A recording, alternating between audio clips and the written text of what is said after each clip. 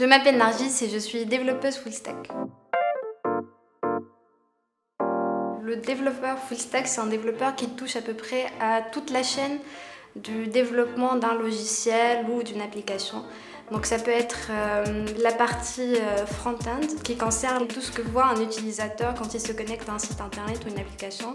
Comme ça peut être toute la partie qui est cachée, donc tout ce qui est base de données, tout ce qui est les calls API entre justement la partie back et la partie front. Donc ça peut toucher à absolument tout.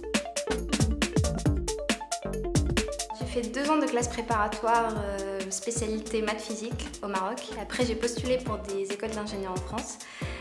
J'ai fait mon cycle d'ingénieur ici et j'avais un petit projet facultatif dans le domaine du web et qui m'a énormément plu. Je ne pense pas qu'il y ait un parcours type. Par exemple, moi j'ai fait une école d'ingénieur, j'ai beaucoup de collègues qui ont fait la même chose, mais j'ai aussi énormément de collègues qui ont fait une reconversion professionnelle. Il faut juste être passionné par ce domaine-là. Au quotidien, je suis amenée à travailler avec d'autres développeurs, que ce soit des développeurs full stack, front-end ou back-end, mais aussi avec des intégrateurs qui s'occupent de toute la partie graphique et design d'une application. Alors il y a aussi un chef de projet qui fait le lien entre l'équipe technique et le client. Et au-dessus de tout ça, il y a l'architecte technique qui chapeaute le projet. Le monde de la technologie ne cesse d'évoluer et donc on a besoin d'être curieux et de se former sur les nouvelles technologies constamment. Sinon on est très vite dépassé.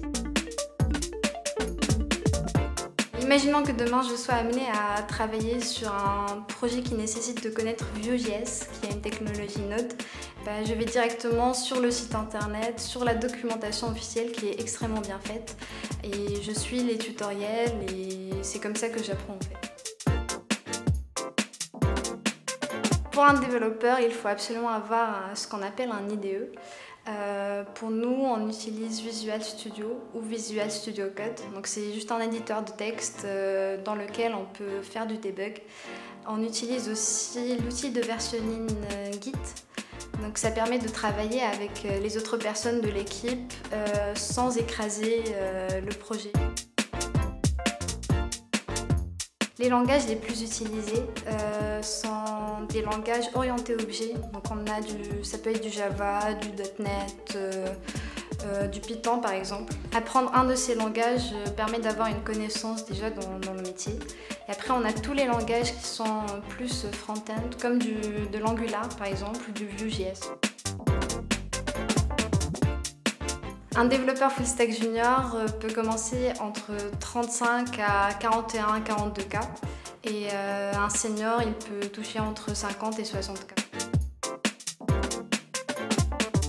Les erreurs qu'il ne faut absolument pas commettre, c'est d'oublier que nous travaillons avec une équipe et qu'il y a d'autres personnes qui seront amenées à travailler avec notre code.